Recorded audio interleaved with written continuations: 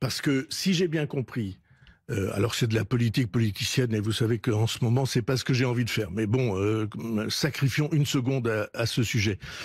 Olivier Faure dit je vais constituer un gouvernement sans LFI. Vous nous avez promis de bouger et vous ne bougez pas. Et puis oui, mais vous n'avez pas dit jusqu'à présent que vous vouliez travailler forcément directement avec le RN. J'ai parlé avec fonction, votre vocation. Si vous représentez les Français, demandez-vous où est l'intérêt national. Ce vote-là, c'est un vote sur le constat de la situation du pays. Est-ce que oui ou non? Vous êtes Premier ministre, dis-je, mais sans doute pas pour longtemps. Vous le savez, dans 5 jours, c'est fini. Alors, cette formulation, c'est absolument le contraire de ce que je suis. Un défaut que je n'ai pas, c'est d'être défaitiste. C'est de considérer que tout est écrit, qu'il suffit de baisser les bras. Mais là, c'est peut-être pas défaitiste, c'est juste réaliste. Laissez-moi François Bayrou, peut-être réaliste. Peut-être réaliste, mais à coup sûr défaitiste. Et ça n'est pas ma manière de voir les choses. Non, ne m'arrêtez pas. Non, si, je vais vous arrêter, mais vous allez reprendre. Je vais vous arrêter pour une raison. C'est que ça fait des jours que vous dites que c'est la catastrophe. Ça fait des jours que vous dites qu'on est comme des petits bonhommes qui courraient sur une falaise dans les dessins animés, mais en fait sans se rendre compte que le sol s'est déjà dérobé sous nos pieds. Ça fait des jours que vous êtes comme un petit garçon qui crie au loup, mais qui a tellement crié au loup qu'on ne le croit plus quand le loup est là. Est-ce que vous vous rendez compte de ça? Cette manière désobligeante de présenter les choses... Excusez-moi. C'est au contraire très inquiétant. Excusez-moi, vous êtes observatrice. Vous êtes Je vous écoute. Journaliste. Vous êtes devant quelque chose qui ne s'est jamais produit depuis des décennies, peut-être depuis un siècle, et vous faites des commentaires de dessins animés. Non, je dis qu'il n'est plus temps de dire que c'est la catastrophe, il est temps d'agir. Qu'avez-vous à proposer, François Bayrou? Qu'avez-vous à dire ce matin aux socialistes, au Rassemblement national, au LR? Je dis d'abord aux Français. Parce que vous êtes pris dans le jeu des appareils politiques. Non. Si, c'est votre Non, j'ai ici de très nombreuses questions de José, d'Alain, de Fred, de Christophe, de Jean-Pierre, d'Alexandra. C'est votre manière de voir les choses. Ne vous défendez pas, on n'est pas en débat l'un contre l'autre. C'est que nous nous sommes laissés entraîner. Et j'ai mis le sort du gouvernement en jeu pour cette raison, pour qu'on ouvre les yeux, pour qu'on voit ce qu'il en est.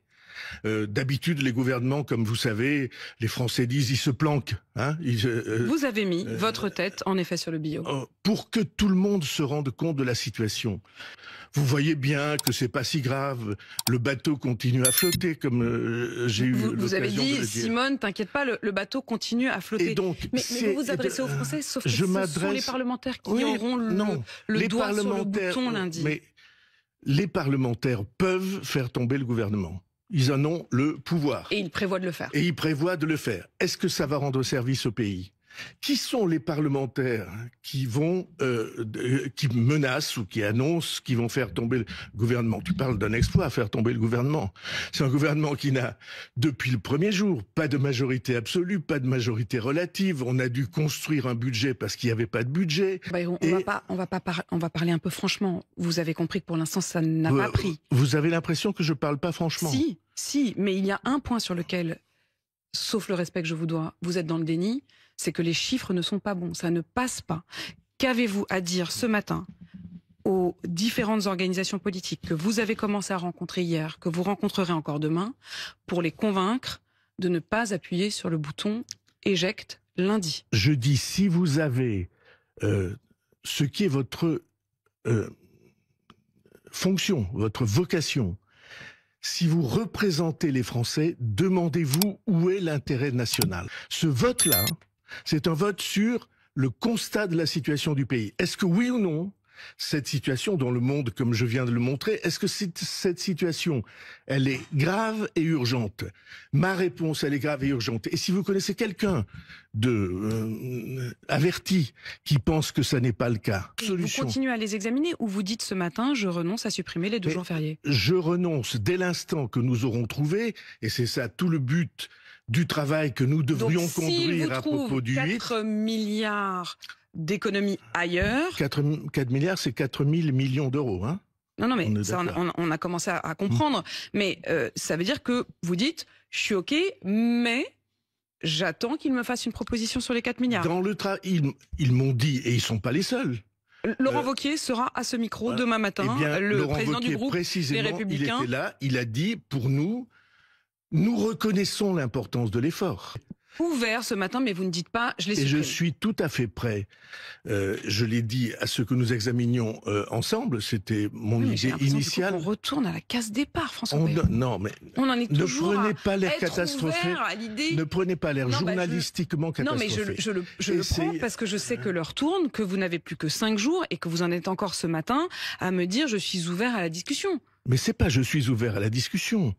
Je dis, ce qui est en jeu lundi, c'est de savoir si oui ou non, nous pouvons nous accorder entre parlementaires, les parlementaires vis-à-vis du gouvernement. Sur l'ampleur du désastre. De l'effort à consentir. J'essaie de ne pas employer des mots qui soient des mots déplacés. Je dis que toutes les forces politiques du pays qui ont figuré au gouvernement depuis 50 ans ont participé au creusement de ce déficit qui a entraîné une dette qui est tellement immense qu'elle pompe, elle aspire tous les jours toutes les richesses nouvelles que créent les Français. Ça vous heurte pas? Vous dites pas qu'il y a là quelque chose de très grave? En tant que bonne mère de famille, si je puis reprendre l'expression bon père de famille et l'adapter aux femmes, en effet, un budget comme ça dans une famille ou dans une entreprise, ça ne passe pas.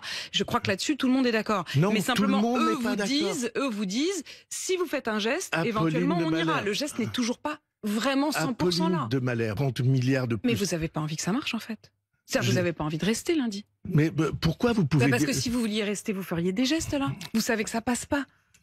Excusez-moi, ne prenez pas mal ce que je vais dire. Il y a 2 manières de faire du journalisme. Je donne pas de leçons. Mais je suis en face de vous. Allez-y, je n'ai pas peur des leçons. J'ai simplement, je ne donne pas de leçons. Obtenir des réponses. Je dis, mais ça n'est pas la manière dont vous présentez les choses. C'est une manière pour faire du sensationnel. Non.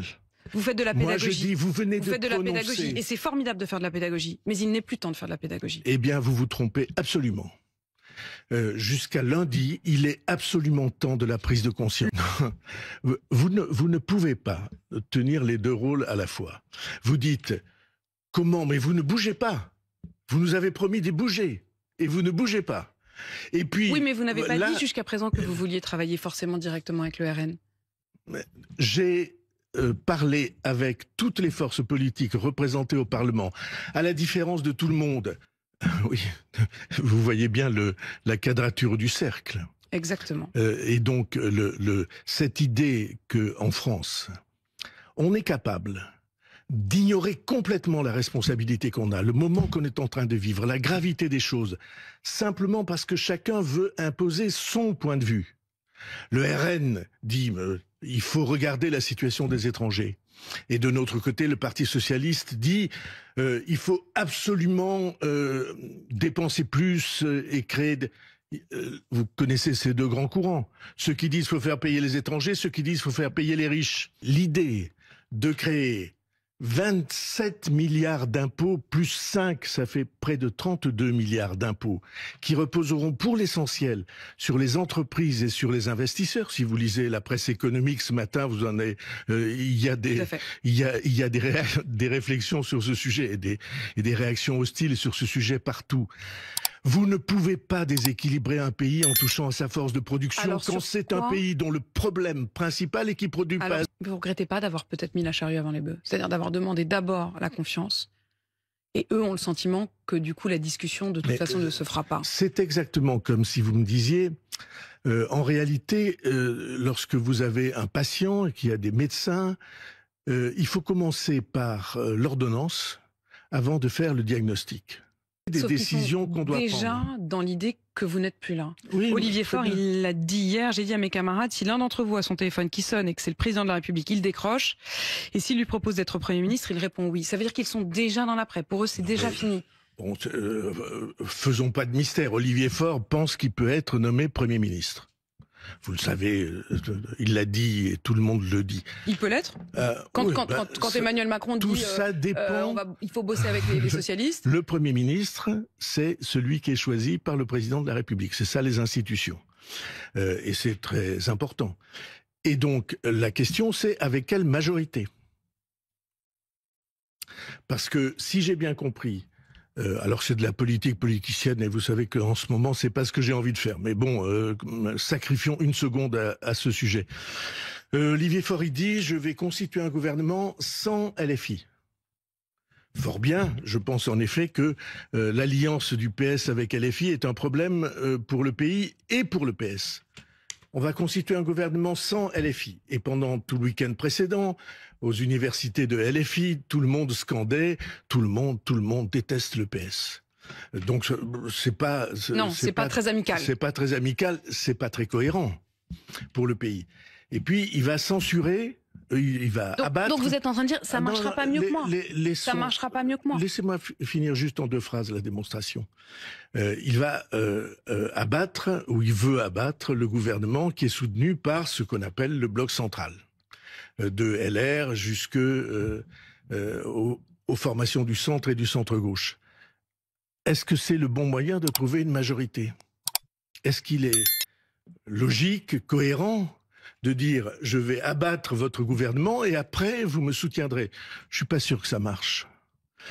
Parce qu'il y a un minimum de logique dans la vie. Et donc, la démarche d'Olivier Faure, dont il fait pas mystère, il veut devenir Premier ministre, cette démarche-là, elle me paraît, risquée. Hein, c'est peut-être le moins qu'on puisse dire, pas très cohérente et pas très logique. C'est une des raisons pour lesquelles la réflexion sur une abstention lundi prochain devrait être à l'ordre du jour si on veut constituer un gouvernement. Vous espérez qu'ils s'abstiennent de voter contre vous.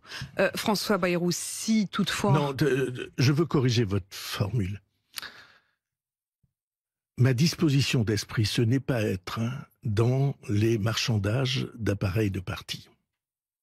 C'est bizarre, parce que c'est le réflexe naturel. Ça n'est pas ce que je pense. Mon citoyen, par l'intermédiaire de médias nationaux. Donc il y a le national, le local, mais ça pourrait être en tout cas la suite de vos aventures, si je puis me permettre, François Bayrou. Ça, si vous croyez que les aventures sont finies, vous vous trompez beaucoup de ce point de vue-là, parce que une vie d'homme, c'est de l'engagement.